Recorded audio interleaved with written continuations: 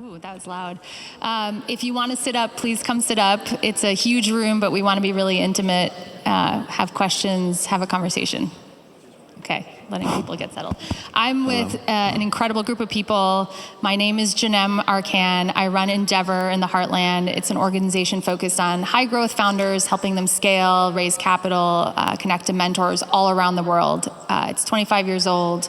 And while we don't specifically focus on retail tech, we do focus on every industry, so this is a big part of the types of companies we support in this area. So with that, I want to turn it over to my amazing group of speakers. I'm going to start with you, Kat. Please introduce yourself and talk about what you're doing right now. Hello, everyone. I'm Kathryn Carlisle, also go by Kat. I'm with Fieldbook Studio. So if you were here in the last session, our fearless leader, Josh, was on stage talking about retail value chain. And we start companies in the retail value chain space. We're trying to build 5 in the next 3 years.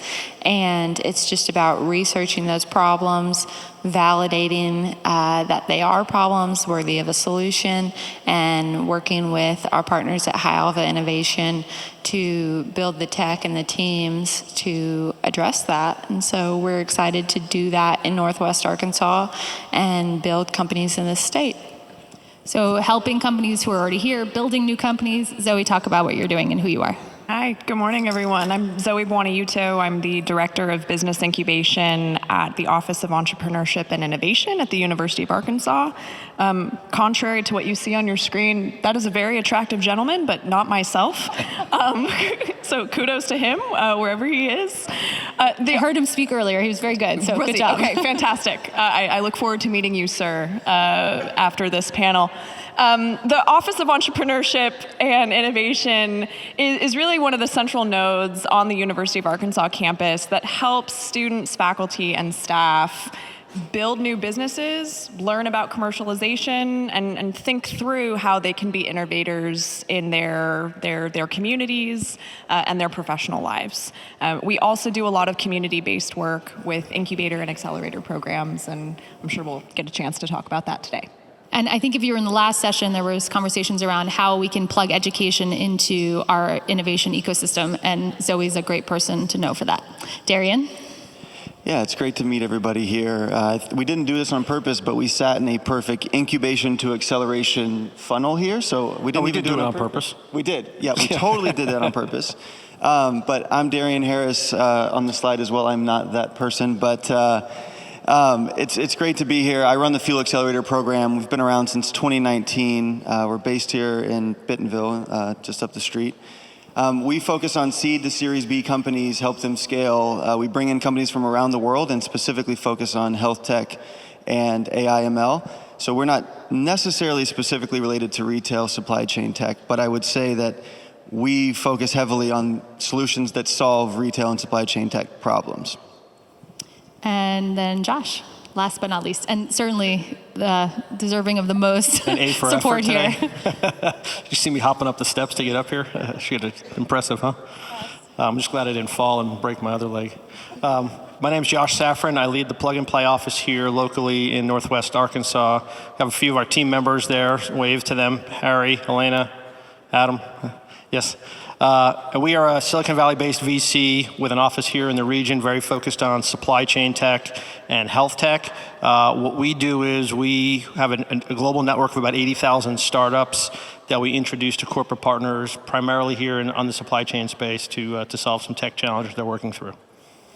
And I like to say sort of Fuel Accelerator helps bring in companies into the region, and I think Plug and Play does that on a global scale, as Fuel does too, actually. And I think Endeavor tries to take companies that then, once these guys do all the hard work, we try to bring them global and connect them to our 40 offices around the world. So it's really, we've all worked with each other and have spoken together and sort of collaborated together, so I'm really excited to do this. And I'm gonna do some shout outs. Don't hate me for embarrassing you guys. Kat just had a baby, the cutest baby in the whole world, and Zoe's about to get married in like 10 days. So if you see them after, do you guys, and Josh had knee surgery like 7 days ago. Not as exciting. I know. Darian, anything you want to add? Got 2 golden retrievers. Darian started 3 companies, so that's pretty exciting too. Okay, so with that, now you know us all better. Kat, maybe you can go in and talk about what's really exciting about the retail tech space right now in Northwest Arkansas, and what you're really seeing in terms of innovation in the region. Like, what's new and exciting? Yeah. So the talk right before this had the data to back up a lot of our claims that we make, but Northwest Arkansas, we believe, has a right to win in the retail value chain space, and that's because of the tech talent here, the subject matter expertise here. There's no place in the world with more density of talent in the retail value chain, so that's anything with the sourcing and creation and manufacturing of a product, all the way to the transportation and logistics and the retail, wholesale into the hands of the customer. So what we're doing is looking at that space and identifying opportunities, and the innovation opportunities within all of those different points of that timeline for retail is massive. And there's lots of activity we see in the supplier space specifically. In Northwest Arkansas, there are 1,400 different CPG offices that work with Walmart or are here in peripheral kind of that fringe existence of the massive retail anchors. And so they have problems on a daily basis that might be with retail sales or logistics, and we're currently launching a company that addresses how retail sales teams can collaborate and communicate together. And so this is one of 4 other concepts that we're going to be launching, and it's going to start happening fast. The growth will be exponential when you have multiple founders all working in a complementary space that can hire local talent. That talent can be portable now between different projects. And it's exciting that we're going to be building teams, and we're going to be looking for partners with corporates and people at these different, CPGs or corporates that can add value by being subject matter experts, doing sprint workshops with us, being, first beta customer testers, and really getting to see the forefront of innovation that's happening within the research and concept validation at Fieldbook. That is very exciting because we have a few leaders and startups in these spaces that are already kind of cultivating that talent. Folks at Ox, at Supply Pike, you're starting to see that young, innovative talent and the social spheres that are built around that. And we're ready to double down and triple down on how do we create that culture of innovation with building new companies in a place where we really have a competitive advantage. Yeah, I think about, building this region as an ecosystem when we have really senior folks at corporations that have finished their career at those large corporations. I love the idea of finding a home for them at these startups that are being incubated by organizations like Fieldbook. Josh, I want to go to you because we talked a lot about these large corporate entities that have problems. Talk a little bit about what you guys are doing and how, what your challenges are or your successes are in bringing retail tech to the area through Plug and Play. We have a great opportunity to work with partners in the region like ArcBest and Walmart, for example, that we're trying to bring startup innovation and technology to help solve some of their challenges. So like last week, for example, we hosted, and shout out to Harry and Elena, they did all the work, but we hosted a 2-day Walmart Innovation Day. Day 1 at the Ledger and day 2 at Walmart Innovation Lab. And so we're bringing in startups to the region that have never set foot here before. And then all of a sudden they have access to Walmart, and in the room you have Maersk coming through, and you have companies like Colgate-Palmolive and Georgia Pacific and JB Hunt and Tyson. They're all walking into the room, ArcBest, and they're like, hey, this place is interesting. I didn't realize all these things are going on here. And then we get them connected to everybody else up on the stage and other folks while they're here in town and say, I'd love to spend more time here. I want to be here. I want to be a part of this ecosystem. So when you could work with folks like Walmart, folks like ArcBest who can drive innovation, and we bring the startups into the region, all of a sudden it's opening their eyes to everything going on here. And those startups, I mean, they stay, right? Because they see not just the incredible corporate partnerships, but the standard of living and all the amenities of the region and the things that the foundations and the corporate partners here have brought and built, which is really exciting. Right? Yeah, we had a startup that came in last week called GenLogs, who's super cool. We're an investor in them. They work with sensors all around the country, and they're able to track where trailers are at the moment. So somebody say, hey, my trailer was stolen. They pull it up and they go, here it is, pretty immediately. So within 48 hours, they had meetings at JB Hunt and meetings at Walmart and got fully connected to the entire ecosystem. And they're like, this place is pretty cool. Yeah, and it's just the tip of the iceberg. Yeah, Zoe, go ahead. I had a thought based on something that Josh brought up. I mean, when we think about driving economic development, driving innovation in this region, there are two approaches. You have kind of the import model. Let's bring people to Northwest Arkansas, show them the assets that we have here, and convince them that this is a really wonderful place to start and grow their business. The other half of that is something I'm really, really interested in, which is how do we make sure that Northwest Arkansas remains a region that people that are already here, or who are already here, I guess, naturally by way of perhaps being a university student, stay? And how do we make sure that we create these pipelines where talent that is learning and growing in the region is incentivized to continue investing in this place? And so when I think about the programs that we each run, and when you're sitting there considering your own programs and how we can really grow, I think we really need to focus on the university talent and making sure that not only university students see a space for themselves in the startup ecosystem. And a lot of that is making sure that they understand what a startup ecosystem is and what kind of the amazing resources and opportunities there are in that space. So I think about those two models, right? Import versus homegrown talent. There's space for both. We need to do both really, really well. Oh, yeah. And a need for both, more than just a space, absolutely. I think. Zoe, just touch one more little point. Before the session, Dean Waller spoke about the supply chain department within the university. It's one of the best programs in the country, and it is producing that talent. How do you guys get that talent out into the startups in our community? Talk about that a little bit. Sure. So there are several different folks, several different offices at the university that really create these meaningful experiences for students to connect with corporate, right? We have plenty in this region. The one that I think I can speak about with most knowledge is a program that's hosted by my office called the Venture Intern Program. And that program is really focused on plugging students in with local founders. So these are students that want to work, kind of on the bottom floor or from the ground up with a founder. They want that intimacy, they want that proximity. You're happy to talk with anyone who's interested in this. If you are a founder in this community and you want an intern, we work to pair you with a university student. It happens twice a year, once in the fall, once in the spring, and that kind of matching process for spring 2025 is happening now. That's one avenue.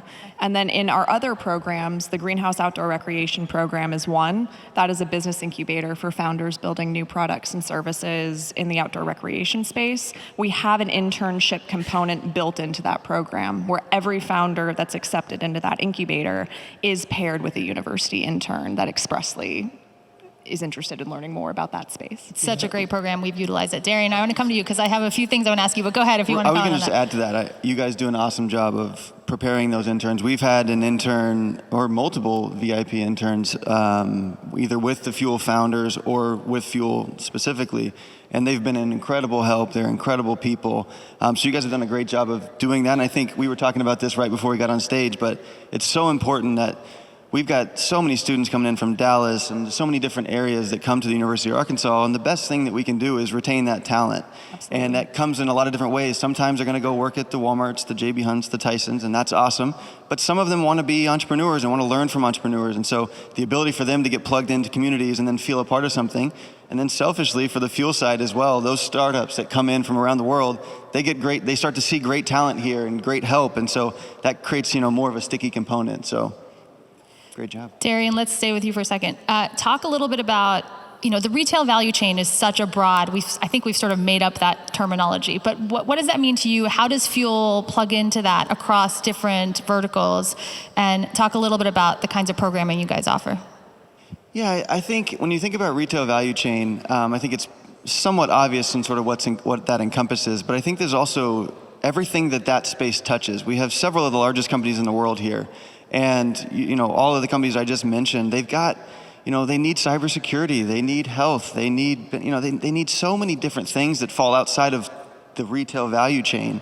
But I think in terms of retail, I think there's so many opportunities. I think supply chain, in stocks, like there's so many things that we hear from corporate customers, not just here, that they're having challenges solved. And I think when we think about AI, I joke with everybody that if a company comes to us, a startup comes to us, and we run an AI program, but if they come to us and say, we're an AI company, we say, next. Because you're not an AI company. There are very few truly AI companies. You're a company that uses AI to solve a problem. And so I think when we think about how do we attract companies, it's where are we most, aligned to win? And I think retail value chain is such a great fit to that and everything that surrounds that. And so we've tried to build programs, expand our programs to support more types of industries that can support holistically and remain sort of aligned with everybody up here, that we don't try to overlap too much and bring in different types of companies, different stage of companies. Ultimately, all around, how do we drive economic development through job creation, through new offices opened here? And in the last year, we've had numerous offices or numerous startups move their headquarters here, 3 of which are speaking in different rooms right now. So I think it's, when we get these headquarters to move here, I think to your point earlier, it's so important that we do both. We can't just, like Austin didn't get created to become a tech hub just because everyone in Austin decided to start companies. Like, so much of it is inbound, but it's when you pair those two things together that you get a really unique environment where you stay true to who you are as a community, but also you're able to welcome in newcomers. By the way, if you have any questions, don't wait till the end. I believe we have mics, or raise your hand and we'll figure out a way to get your question asked. Because I think between the 5 of us, there's so much programming and so much entrepreneurship, startups, corporate partners that we all touch, and I'd love to hear your questions around that. Kat, I want to come to you for a second. When you think about the launches of those 4 to 5 companies that you guys are talking about, what are your current challenges, either in terms of programming support, mentorship, et cetera, capital, or what are the challenges that the companies will face? Like, what should we be doing better as a region? We just talked about all these incredible reasons to win. What are our challenges? Yeah, I think one of our programs specifically is trying to address the challenges of getting this amazing, high-achieving entrepreneurial talent off the sidelines that are currently within these corporate ranks. And so we have a program called LEAP, and it's to develop this founder talent and to kind of cultivate it by a 6-month program where we are basically a small group of folks that are going through everything on the educational side of what it means to launch a product and launch an idea, but also building that networking side and discovering the intangibles that it takes to really found a company that people don't talk about as much. You can learn a lot in a classroom, but what are those characteristics inherent in an individual, and how do you build that and build a community of people who support that? Those things might be the resiliency and grit it takes to solve difficult problems, the creativity to problem solve, or that leadership quality that you have to develop to lead and build teams. And so LEAP is a 10 to 15, right now I think we have 12 in our current program that will go forward with us and will walk through the studio model with their concept. We will do fun activities together. We might do improv lab, applied improvisation sessions. We might do cold plunges and breath work together. We might kind of look at these different challenging activities that really require you to think on another level of how a founder might think. And hopefully the outcomes from that are, first of all, community building. We want to have these insanely talented people know and trust each other well and have that time to build those relationships. And then also, best case scenario, right? We have founders to work with. We have first hires to work with. We have people who are allies in the ESO ecosystem that are are supporting each other and already know the story. So a lot of that first investment when it comes to capital allocation, the earliest stages, you're investing in the founder. That's the most important part. And whether or not that person has the abilities and the gumption to really take it to the next level. And so those stage companies are invested upon based heavily on relationships. Relationships matter. And so when you're in Northwest Arkansas and you have the ability to build the trust and relationships, because of the relative small town feel within the entrepreneurial support ecosystem, that's an advantage that you can access capital and access founder talent because of those degrees of separation. So we're really hoping to develop founder level talent from the already wildly talented folks here. It's just how do we pull them and engage them in the ecosystem and then give them access to capital and more than one form of capital, right? Just diverse ways for them to get what they need. There's a really interesting story about getting more women to be founders, and one way an organization's doing that is actually getting them to play poker. So you should look this up. I can't remember the name of the organization, but it's a form of risk-taking, collaboration, sort of figuring out what's happening. I don't forget, Elizabeth, maybe we were talking about this. I can't remember what it was called. But super interesting when you talk about getting people out of their comfort zone in different ways. Darian, I want to go to you because you're a 3-time founder.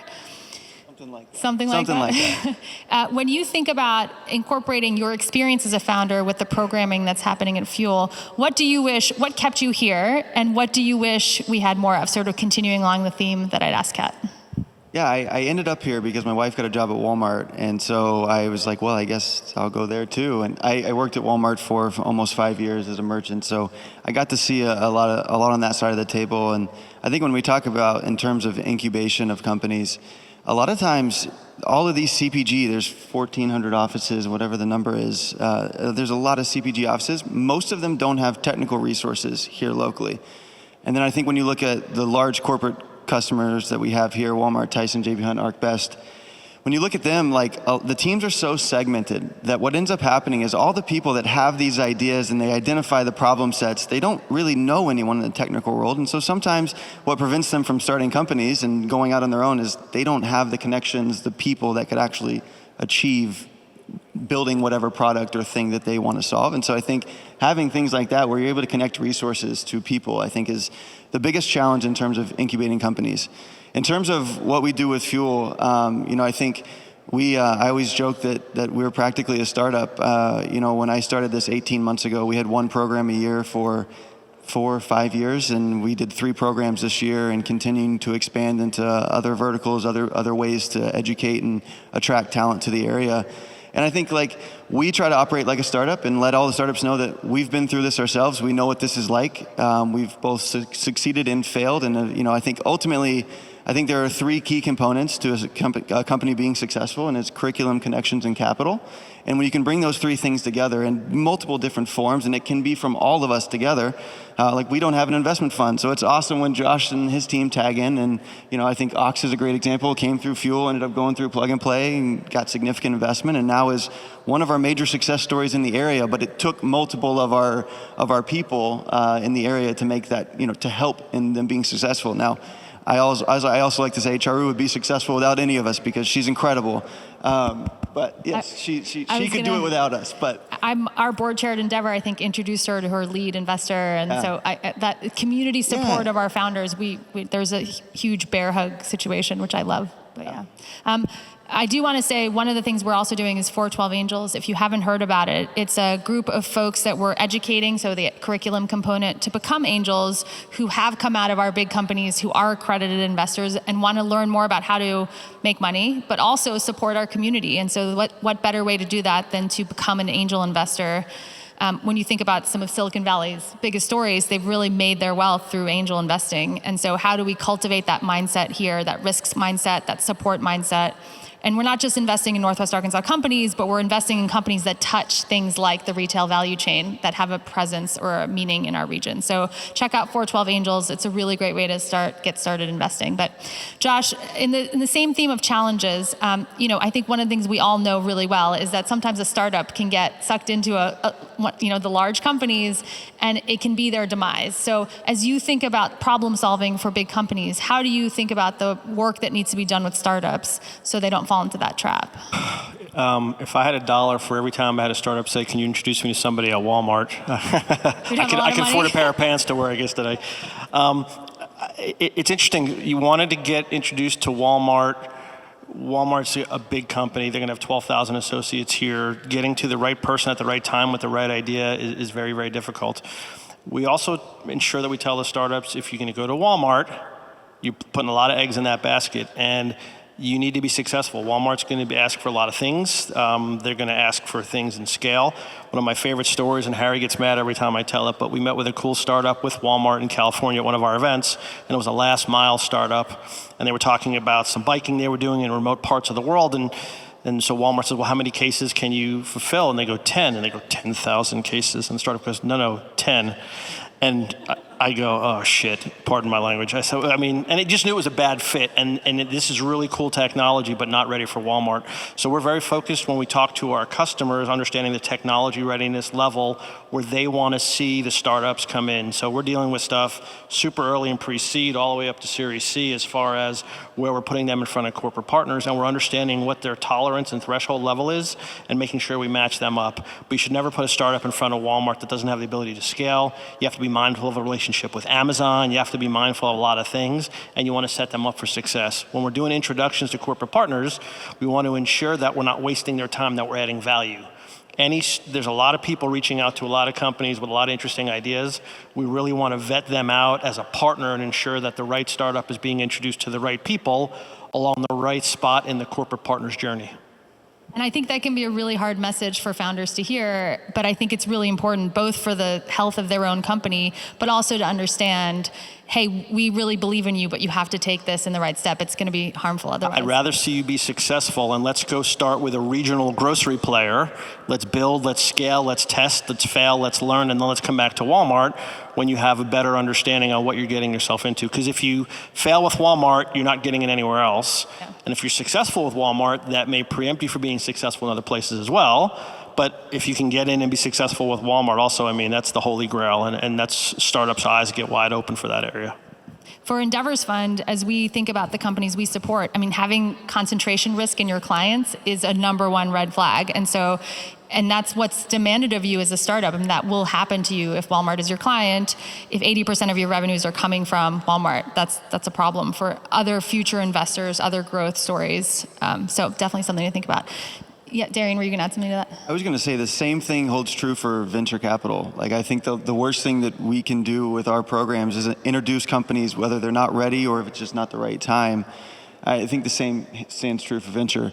If you introduce a company to a venture fund that probably is not a good fit for any given reason, that venture fund is sort of off the table. And so I think a lot of what we've focused on, and I think it's the same for corporate customers, a lot of what we focused on is how do we expand our network way beyond the state of Arkansas? And I think ultimately trying to create a center of gravity where people come here to be connected to the world. And we've really, because of, I think Walmart for the mostly, but we've created sort of a mini melting pot where people have come from all over the world. And we just had a company pitch at 1 million cups and is working on a deal with Gap because the CMO of Gap was here in the area. Yeah. Things like that are really important, that we need a global network. We need to all be involved with a lot of different companies. And sometimes, to your point, it may be a regional grocer that's the right next move. Walmart may be the end goal, right, but you can't just go straight to the big guys every time.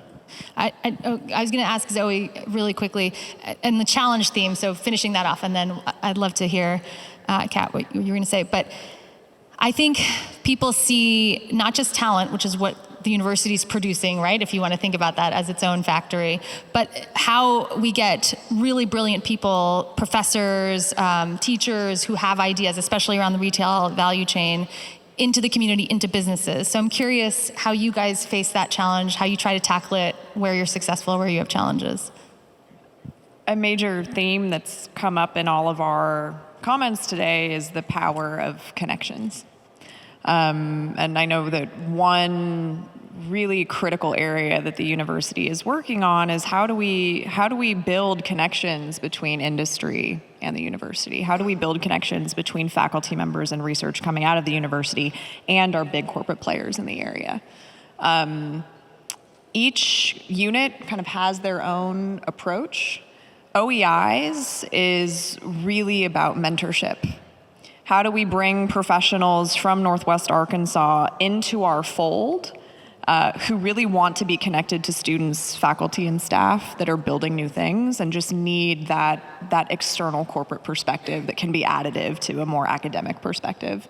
So again, mentorship is embedded across pretty much every program that we run.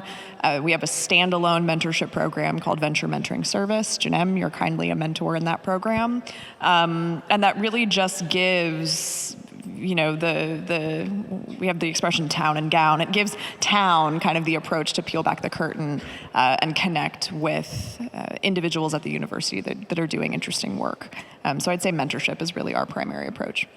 Yeah, and it's hard sometimes to get those people lined up. I think technology is going to help us do it better, but it's, yeah. Man, I think one thing that is really defining about Northwest Arkansas that is very different than what I've seen in San Francisco or New York is just the open door policy.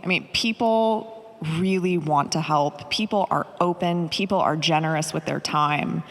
But I almost think sometimes, our roster of professionals that want to engage with our students, they're stretched.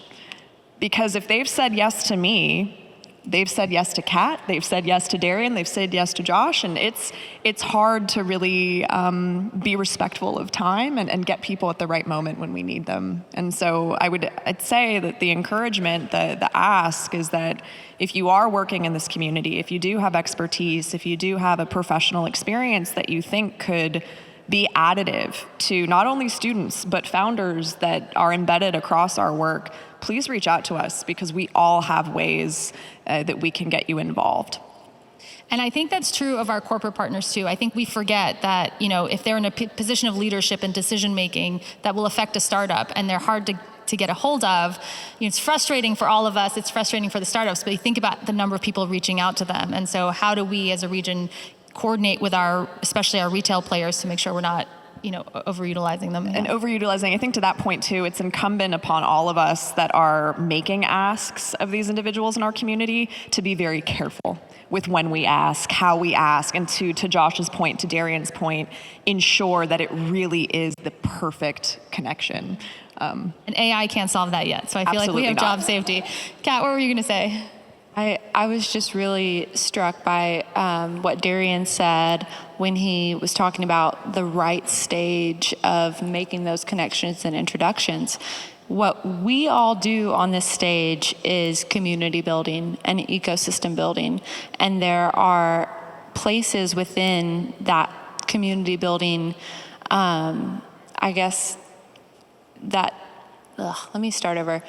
that each person in this room can contribute to. There is a spot in that community. And so when we're thinking about the right stage or the right time or the right person, there's a spot for each person in that ecosystem. And in the VC specifically sphere, it goes back to the angels. There's a spot for 412 and building that angel ecosystem to where we may have a very early stage company, and we need to shout out a lot of those folks that we go to again and again, and they have put their money where their mouth is and invested in those early stage companies and allowed the homegrown ecosystem here, right, to actually take place and flourish. So there's a spot on that wheel for every person in this room, whether that's mentorship or investment or participating in the ecosystem or speak, right? There's something that everyone can do because it's not just one founder or one organization that's going to be propping up the growth. It's going to take literally the village to participate and invest, and whether that's time, money, or knowledge, right, in that ecosystem to really make it succeed. And I think people think that's a really high hurdle. Like they have to be somebody who's super senior at, Walmart. And we call out our big three, but, Simmons and George's, incredible companies, lots of innovation inside those companies. New Road Capital, which is a later stage sort of growth equity fund in the region. Lots of people doing really great things. But I don't think they do. I think they have to be people who care about this ecosystem and care about the startup community. For 412 Angels, for example, the starting check is $5K. So you don't need to put in $250K to angel invest, and I think that's really meaningful. So we have 10 minutes left. I'm going to switch gears just a little bit. One, and we talked about this earlier, your favorite ice cream flavor, because it's late and you guys need lunch, so you're probably hungry. And two, the startup that you're most excited about right now. Obviously, they're all our babies, so it's hard to pick one. But obviously, touching the retail value chain, I don't think they have to be local. I'm going to put you guys on the spot. I already know your favorite ice cream, Josh, but you start us off. Okay, my favorite ice cream is mint chocolate chip, but the white color, not the green color. So just again, an FYI, mint chocolate chip without the green dye. That's just the way I was raised. Lots of super cool startups. I mentioned Genlogs before. They were in town last week. They are really, really blowing up right now, and we're an early investor in them. I think that's probably the favorite one that we're working with right now. Another one that we're working with that was just at the Walmart event last week is Squint AI, super cool tech. I'm very partial to, what's Serafina's husband's company? High Tag. High Tag, thank you. Yes, a big shout out for Alex and what they're doing. I know it's not in the value chain, but they moved here specifically to get the company going in the biking and outdoor rec space. And what Alex and his brother are doing, I'm excited. And now it's a homegrown company trying to establish its roots here. So those are probably the three that I'm most excited about, but definitely mint chocolate chip without the green in it. Most importantly, Darian. I love the specificity of no green dye. No. I guess my favorite ice cream is not ice cream. It would be lemon sorbet. I think that's against the rules. But Well, I don't eat ice cream. But I think favorite startup, this is dangerous because we have demo day tonight, which all of you guys are welcome to come to demo day. It's at the Record in Bentonville at 5 o'clock. There'll be food and drinks. We have 8 AI startups that will be exhibiting their products. And it'll be a great time, and then there's a VC after party. There'll be about 35 VCs there. So you guys are all welcome to come to that. So I guess I'll give an alumni favorite startup for now in the retail tech space, a company called Glimpse. They're based in London. The exciting thing is I love when these sort of serendipitous things happen. We had a company from Omaha, sort of split between Chicago and Omaha, called Retail Aware. They had devices that would sit on a shelf and they would actually give you real-time analytics to in-stocks, dwell time, things that some things that you wouldn't only get on e-commerce, like dwell time. And so they were doing great work. They were working with Best Buy, several other big players. They came to Fuel last year in this AIML program. They ended up getting connected to a London-based company called Glimpse, which then actually ended up, so that was a year ago, about probably 6 months ago, they got acquired by Glimpse. So a lot of it is licensed, date before you marry, license before you get acquired. So they licensed their technology to Glimpse. Glimpse ends up acquiring the company, and they're actually here right now. They're doing a $10 million raise. They've seen really significant growth. So they're doing great work, but I think it's really a cool synergy because Retail Aware's got the devices that sit on the shelf. Glimpse does the computer vision with existing CTV in different venues, and so they just I think I'm allowed to share this, but they just signed a global deal with Subway, and they work with Harrods, Marks and Spencer's, all the major players in London, and we're bringing that technology to the U.S. They're setting up an office here, and so it's really a cool story of company comes in, they leave, they get acquired by a London-based company comes here, and is now setting up shop here. So. It's a really global, local world, even in Northwest Arkansas, and our little dot here. And we just opened up a London office, so let's connect about that. Zoe. I really like weird flavors, kind of more savory ice cream flavors. So I'm gonna say weird companies, but and weird companies. If anyone has tried like saffron ice cream, I think that's delicious. Cardamom, kind of like the Persian Named after me. spice feel. Yeah. But no red dye. No red dye. But I think if I had to choose one, I would say olive oil ice cream is my favorite. if you want to elevate your dining experience, go out, get the best vanilla ice cream you can find and the best olive oil you can find, drizzle the olive oil upon the mound of vanilla ice cream, and then the pièce de la résistance, get some Maldon sea salt, sprinkle delicately atop the mound, ice cream, olive oil, sea salt. I think we have a new business idea. I was going to say, I feel a startup That's coming. happening right I feel here. a startup coming. I love it. Startups I'm really excited about. I have 2 out of the Greenhouse Outdoor Recreation Program and then 1 that's come up through the university through our new venture development course. The first is in our current cohort, Coffee Campfire Starter. These founders are taking coffee husks. It's a natural byproduct out of the coffee roasting process. They've partnered with Onyx Coffee to get that byproduct, and they've made these sustainable, all-natural fire starters that you can use in your own home when you go camping. Check them out, Coffee Campfire Starter. They're currently hitting the market now. They're awesome stocking stuffers as we approach this holiday season. I'm also really excited about what Michael Merton is doing at Lockstop. So another company that came through the Greenhouse Outdoor Recreation Program. There are these stationary bike locks and a bike lock kind of app where you don't have to carry around a clunky, heavy bike lock. They're going to be stationed around town, and you can just go, lock your bike, click with an app, and move on. The new venture development business that I'm thinking of is called Hidalga Technologies. Joshua Upshaw, I believe, is here somewhere in the building, maybe not in this room. There he is, hey! This is just an awesome example of a team that has been touched in so many different ways by university programming, and we're all really, really proud of what they're doing at Hidalga Tech to challenge, or rather to solve the challenge of prior authorizations in healthcare, which I think every one of us has experienced, just the nightmare and the headache of prior auth, especially when we're faced with really challenging health issues. So really proud of what Joshua is doing. Please raise your hand one more time, Josh. Say hello to this man. We're very proud of you, Joshua. So. Yeah, and I'll add on the Lockstop side. I think Michael Burton is a great example. We talked about being able to sort of do multiple things. He's a founder. He's an awesome individual, but he also is very active in the community. He's helping the Korea startups that are all here with Startup Junkie.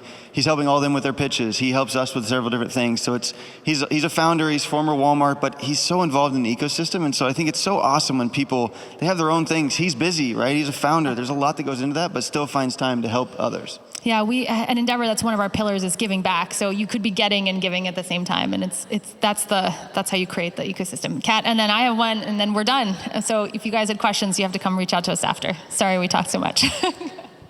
Let's see, ice cream. If you have been to Superfine, which is across from the Ledger, they have a dairy-free coconut cookies and cream. And it is one of the best surprises I've ever had on a waffle cone. Go try it. It is not what you think dairy-free ice cream would be. I'm not dairy-free. It's just that good. So startups, I have 2 I have to talk about. In the retail value chain space, Thrive, Triive, is our newest Fieldbook startup, led by Justin Urso. He was previously the director of the Macmillan Innovation Studio at the University of Arkansas. He is also a startup founder. He was in the retail space for 20 years. He is just the reason I'm so excited about this idea. Thrive is the business I alluded to, connecting retail sales teams. They connect the supply chain teams, the maybe brand representatives like brokers. CPG brokers are a big deal in Northwest Arkansas, and the brand teams. And so there are things like item setup and vendor setup that take massive amounts of time, maybe 20 to 30% of someone's time to manually go in and launch these products with partnerships and teams in the retailer. And so Thrive solves a lot of those problems. And my second startup, which is not in retail space, but I would be remiss if I did not give a shout out to the husband, Jordan Carlisle with Sober Sidekick. They are a local startup in Bentonville, and they are helping people connect with substance abuse issues. They were just named the fastest growing product in health in North America. So shout out to them, Sober Sidekick. Super important, and probably anybody who works in retail needs some substance abuse help. So, well, I just want to quickly add with Endeavor, peanut butter and chocolate, anything with that combination. But we work with really later stage companies, so not the traditional startups. But I recently met with the founder of C2FO. He's a global company, already really scaled, but doing such amazing work for retail companies, getting the buyers, the retailers, to help fund early sales and fill PO orders. Super cool company, but so many more we could talk about. Brandon, I know we're at time. Thank you, everyone, for being in this room today. I know it's a long day and you're hungry, but I'm really excited to have had these panelists on the dais with me. So thanks, everyone. Thank you. A round of applause. Good group.